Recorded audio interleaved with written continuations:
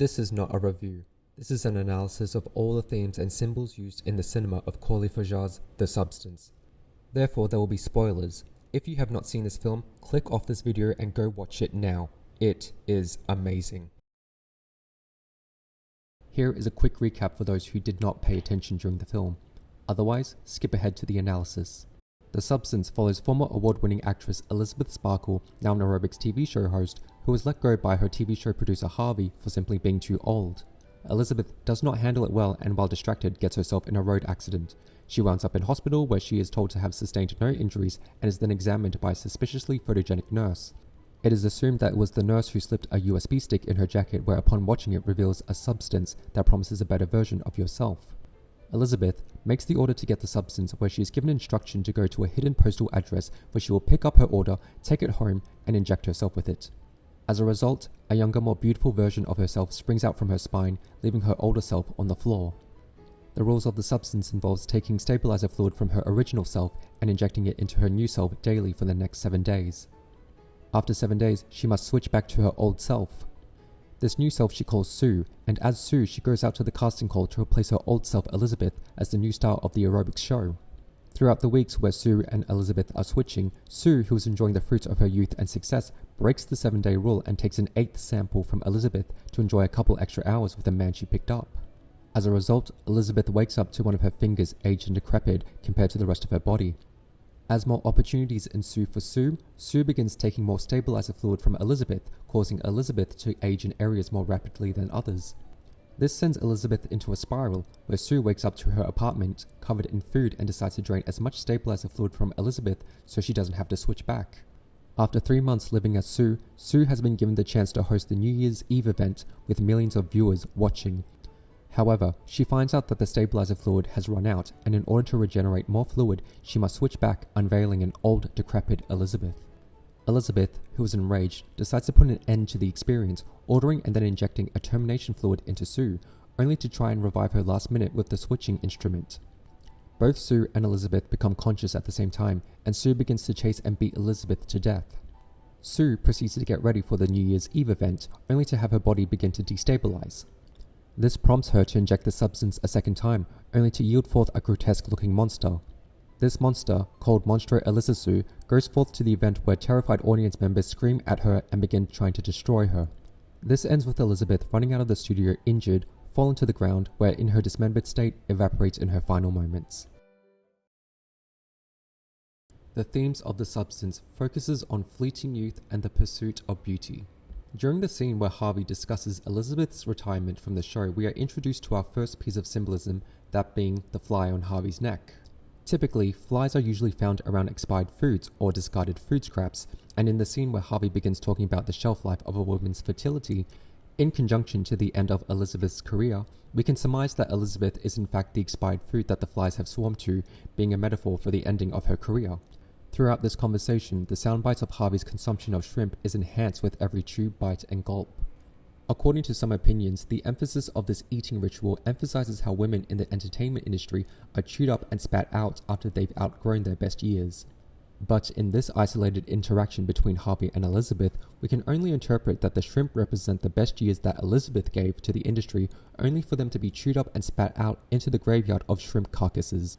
As soon as Harvey gets up mid-sentence to greet a fellow executive, he discards his meal of shrimp in the same way he discards Elizabeth and leaves her staring at the fly drowning inside a beverage.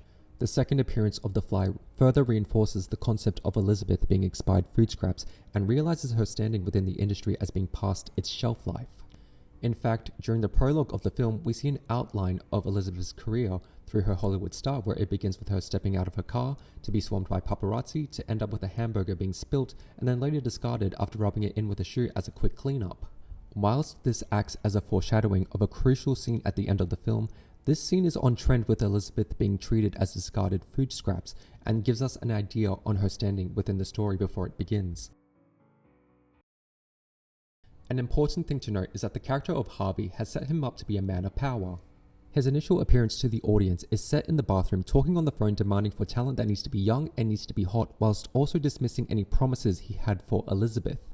This scene establishes the power he holds over the fates of women in the industry, and this character design is further reinforced with his first interaction with Sue. On first meeting her, a zoomed out shot from under his legs depicts Sue looking small as if Harvey is intentionally standing over her. This reminds us that he is a power figure within the story, and we see this power come to play as he adapts any scheduling arrangements to fit Sue's convenience, and again where he changes the name of his female assistant Isabella to Cindy to fit his own convenience. Another thing to note is that the men that are portrayed following Harvey are nearly identical in appearance. Individual characteristics have intentionally been stripped from them and emphasizes an overarching commonality amongst them, that being they are all men. And as they follow in Harvey's shadow and sit when Harvey sits, we can only assume that they share with Harvey the same standards of what makes desirable talent, aka desirable women. Most, if not all of Elizabeth's interactions throughout the film are always with men, such as the all-male team behind the cameras, the male casting agents who make disparaging comments, as well as the boys she brings home where she starts to compromise the balance just to spend an extra hour with him. The relationship between men and Elizabeth is always portrayed as the former setting the standard and Elizabeth trying to meet that standard. An important scene that further encapsulates this is Harvey presenting Elizabeth her retirement gift for her final departure. That gift being a cookbook for French cuisine. On the surface, it comes across as a nod to the sexist cliche of getting back into the kitchen, but it runs much deeper than that, as we have observed food symbolism being used to portray women as the food product and men as the consumers. This gifting of a cookbook signifies the taste or standard of cuisine preferred by Harvey that Elizabeth can no longer meet in her retirement. A common trend throughout the film, as well as what we've covered so far, is Fargeat's rampant use of food symbolism. Harkening back to the scene of Harvey gorging on shrimp, we established that women are food to the men of their world, and the fly signifies the expiration of their value. During the scene where Elizabeth arrives at the postal address to pick up her order of the substance, a poster of a crossed out cockroach with the word exterminate can be seen as Elizabeth enters the postal room. Cockroaches act in the same way as the fly, where they swarm towards expired food scraps, but here it is crossed out, signifying the end of Elizabeth's expiring value, as the package she goes to pick up promises to make a better version of herself. The scene where she injects the substance into her body and hatches Sue from her spine is very much the same nature of a butterfly enclosing out of its cocoon. But in the context of food symbolism, Sue is the desirable shrimp meat that cracks out of Elizabeth, leaving Elizabeth discarded on the floor, much like the way Harvey's graveyard of shrimp. And as the new flesh, Sue replaces Elizabeth as the new aerobics instructor, performing on stage for the appetites of her male audience. There are two dream sequences that enforce Sue as a meat product. The first scene being of Sue bringing home a boy after a night out. As he pulls down her zipper just before they engage in intercourse, Sue's entrails fall from her suit and splatter onto the floor. Where Sue is the new flesh that is to be consumed, her entrails are a confronting reminder that she is the meat product of her own serving. Another reading to this could involve the way women in the industry are not valued for their inner qualities, where the guts are what gives them their character, and the removal of that leaves them as nothing but meat to be consumed.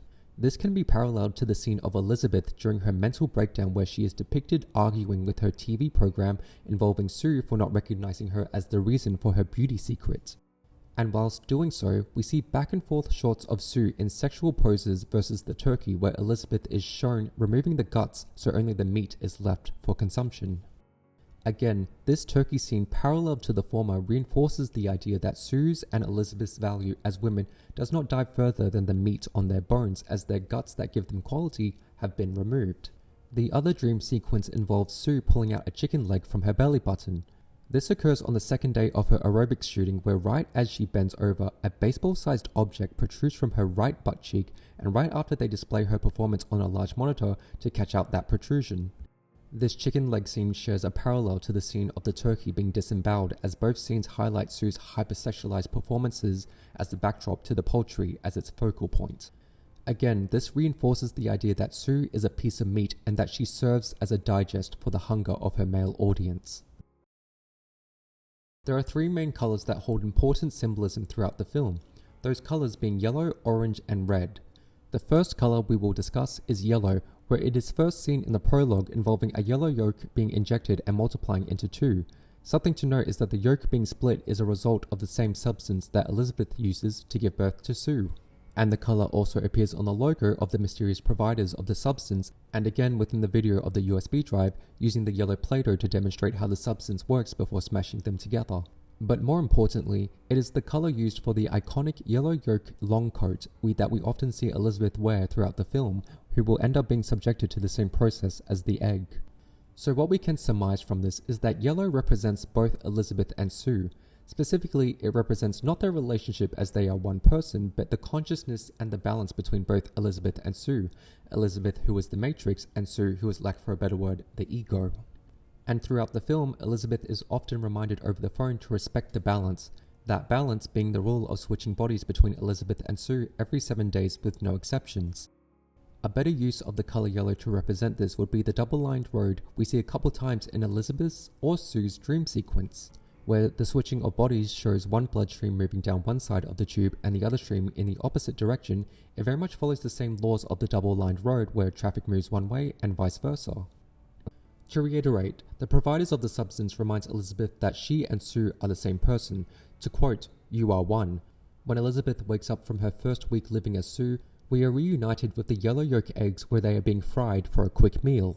This marks the consciousness as still being intact, where how close the yolks are to each other represents a healthy symbiosis between the matrix and the ego. Something to note is that during Elizabeth's first week as Sue, we see Sue place a towel under Elizabeth's head as a sign of self-compassion or self-respect. However, when Elizabeth switches into Sue for the second week, we see Sue begin to lose a little respect for Elizabeth, as indicated by the judgmental look Sue gives to the couch indentation and running infomercials, an indication to Elizabeth doing nothing in her week but watching TV. This marks what could be described as the start of Elizabeth's consciousness splitting apart. From here, Sue begins cleaning up her apartment of old Elizabeth Sparkle memorabilia such as the self-portrait on the wall and putting her old clothes in boxes before replacing them with Sue's new wardrobe. A key element of this scene are the two yellow tops being placed at a distance from one another, in contrast to the yellow eggs that are typically seen in proximity. This again symbolizes the splitting of Elizabeth's consciousness, where after we begin to see both Elizabeth and Sue talk about one another as if they are separate persons. The morning Elizabeth wakes up to her rapidly aged finger, she calls the providers of the substance saying, "I don't know what she was thinking, she was drunk," only to be reminded that she is one and to respect the balance. The next time she switches to Sue and finds plates of discarded food scraps, she calls the provider again stating that she doesn't get any time for herself while she stuffs her face in front of the TV. And again, after Elizabeth wakes up to more of her body aged, she calls the providers again exclaiming that she's not respecting the balance, she's stealing more time from me, and that she's a selfish bitch. But after rejecting the option to stop, she hits herself from saying she only to say I need to respect the balance, as if trying to hold on to her consciousness as being one rather than two. But this is shortly lived when Elizabeth watches Sue on a late night show and begins mocking her and arguing with her as if she was a separate person, whilst on the other side, Sue is mocking Elizabeth for being old and referring to her work as to quote, Jurassic fitness. And when Sue humbly states she feels some sort of connection to Elizabeth, we are reintroduced to the yellow eggs, except here Elizabeth is furiously scrambling them together after she states, "You wouldn't exist without me." This scene is symbolic of Elizabeth's fight for her consciousness, as if blending the yellow eggs together was a desperate attempt to keep the balance between herself and her ego Sue, and again where she throws eggs at the TV and at the window where we can see Sue's face. This then takes us to the bathroom where Elizabeth continues arguing with herself in the mirror, with back and forth cuts of Elizabeth mocking Sue whilst also telling herself to stop it. The meaning of stop it is ambiguous here, since we don't know if she's telling Sue to stop stealing more time from her, or she is telling herself to stop it and to get a grip on her consciousness, only to then repeat the phrase as she continues hitting herself like she did during her phone call with the provider. This split in consciousness is fully realized near the end of the film, where Elizabeth, after injecting Sue with termination fluid, attempts to revive her with a switching instrument, only to have both Sue and Elizabeth conscious at the same time. This marks the full split, where Elizabeth, in her yellow yoke jacket, is the Matrix being faced by her ego, Sue. A common trend with the color orange is that it often appears when we see our protagonist, Elizabeth, interact with the men of her world. The most notable encounter being with Harvey during the lunch scene where Harvey explains why he's letting her go, set inside an orange-lit restaurant with orange wallpaper. We see these orange walls again in the casting studio where the two male casting agents make disparaging comments on the women they audition, such as, "Too bad her boobs aren't in the middle of her face instead of that nose." What these two scenes have in common is that it shows the men of that universe making decisions on the worth of women who enter their doors and whether those women meet their standards. simply what they are looking for in a woman's beauty. Therefore, we can surmise that the color orange represents male desire, but a better word to characterize this would be hunger. This idea is further reinforced when Sue meets her next-door neighbor Oliver, who becomes instantly infatuated with her. Note the orange-painted wall of his apartment as he comes to confront Sue, only to be softened by his desire for her. As we established that women represent food and that men are the feeders who gorge on women, if anything it would make sense to cast orange as the stomach where preference, taste and hunger for fresh talent ventures. The first time we are introduced to this concept is at the beginning, where we see Elizabeth finish her final shooting and she's walking down a dense orange corridor belonging to her Hollywood studio. I personally like to describe this setting as the stomach or the belly of the beast. And as Elizabeth's long-running career comes to an end, we can characterize her as being fully digested, as she is shown at her home in an orange chair counting her days until she can transfer into the new flesh, that being Sue. In the week where Harvey hands off Elizabeth's belongings as a final goodbye, it takes place in the orange stomach. Not at the entrance of the camera room, but at the very exit, as if being a metaphor for the years Elizabeth gave to the studio to ultimately be excreted out. And Harvey passing off the gift, that being the cookbook, which we establish represents the standard of cuisine that they seek in their female talent, is in essence indirectly informing Elizabeth that she is no longer a digestible product and that her worth is no longer of value. In a way, this scene changes her position from food product to consumer.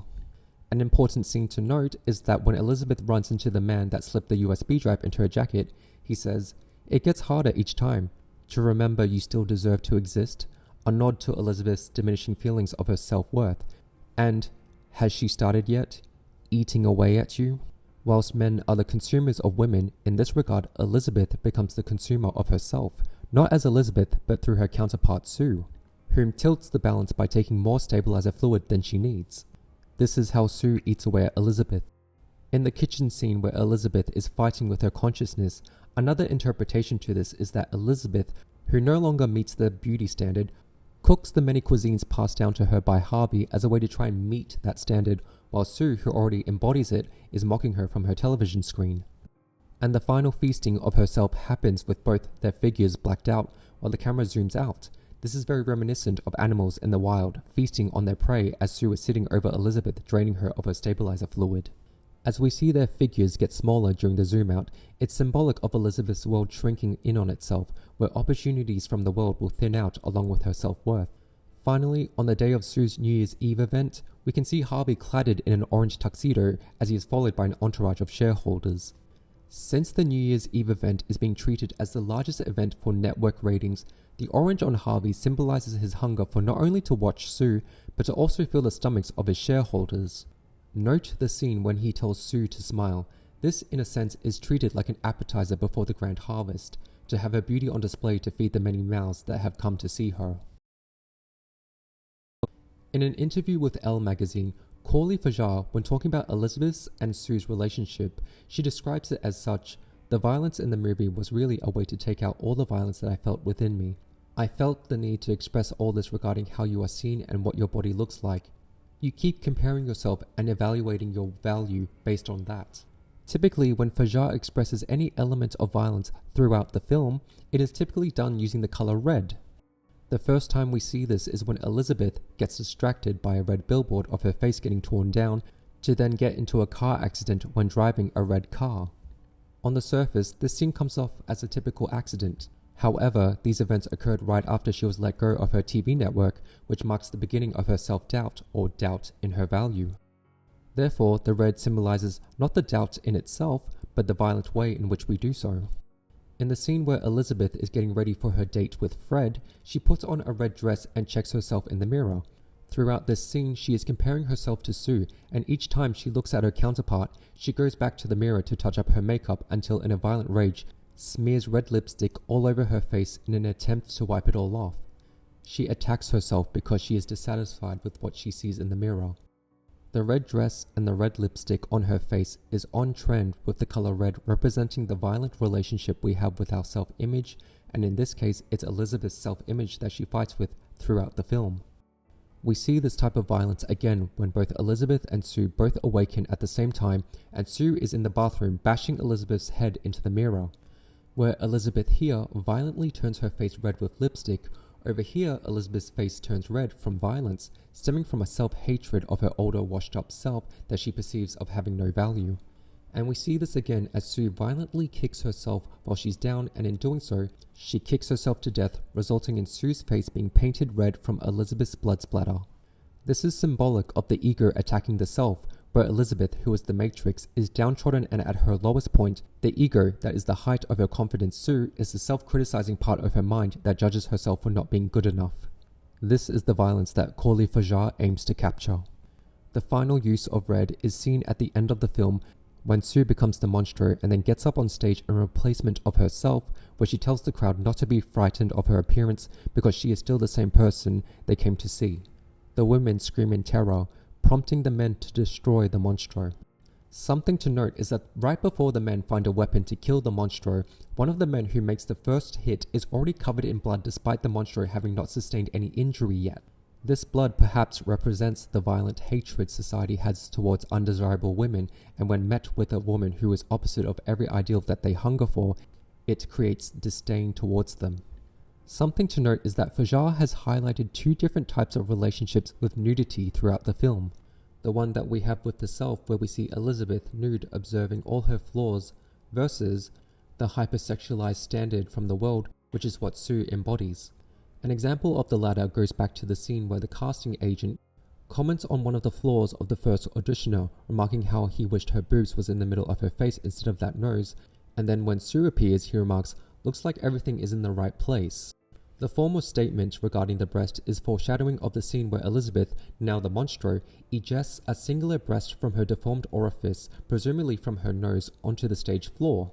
The nudity of this exposed breast on the floor juxtaposes with the exposed breasts of the dancers in the background, where the dancers represent the hypersexualized standards that the world demands from them, versus Elizabeth, or the monstro, where every flaw of her naked self and all parts that are not in the right place are exposed to the crowd.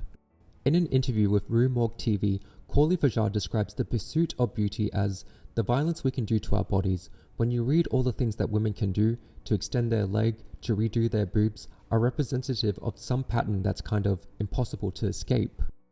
The monstro is a metaphor for this violence, where Sue is the pattern that she falls into. She struggles to break away from this, as shown in the scene where she tries to revive Sue, saying, "You're the only lovable part of me." And as Elizabeth destroys herself in the pursuit of beauty, she becomes the monstro, a deformed human that displays all the violence she has done to herself. This scene captures a certain irony of the beauty standards, where despite all of Elizabeth's efforts to look younger, more beautiful, and more perfect, she is only met with violence. Thus, the last use of the color red is here, where the monstro, who is beaten and has her arm detached, paints the crowd red with blood. Sue, who was supposed to be the feast for her grand harvest, in her stead was the monstro, who feeds back the crowd her violent self-hatred. And as the monstro stumbles into the orange stomach, she paints the orange walls red. This is symbolic of the violent way women hurt themselves so they can be digested by the world. At the end of the film, Elizabeth, who no longer has a body, but instead is a detached face, dissipates on her Hollywood star, leaving a red puddle, the same way the discarded burger did at the beginning of the film. This is symbolic of the way Elizabeth, despite all her efforts to remain young and beautiful, is treated like discarded food scraps. Something to note is that this scene is one of the few times we see Elizabeth smile compared to her counterpart Sue. She was bodiless when she left the world, and without a body there was no pattern she could fall into to continue inflicting violence upon herself. Perhaps this is the escape that Fargeat wants to portray when she describes that inescapable pattern of pursuing beauty. Another interpretation to this is that Elizabeth never truly escaped this pattern. In the scene where Elizabeth shakes her snow globe, we see gold confetti acting like the dazzling lights that surrounds her action figure. This is symbolic of her success within the industry, where she is adored by everyone when she was at her most beautiful. Her smashing the globe against her portrait is symbolic of her dazzling world being shattered. We see this motif again on the billboard after Sue lands a hosting gig for the largest New Year's event, where she will be adored by millions. These dazzling lights are then seen again in the final scene when she looks up at the stars as if she was still yearning for their adoration, therefore never truly escaping that pattern.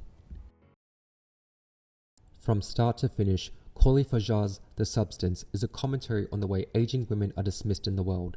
their value being based on their youth and beauty. Once outgrowing their value, it reveals a stark reality of the self-hatred that women face within themselves. This portrayal of our main character Elizabeth conveys this, if not through the substance abuse to her detriment, then the killing of oneself as a testament to how little value she puts on her person. She is a character that yearns to get back what she lost, and that is adoration and validation from others. It is through this portrayal, with stylized approach, confronting soundbites, symbolism, and a gripping story, all these reasons is why Fargeat's Substance will win an Oscar.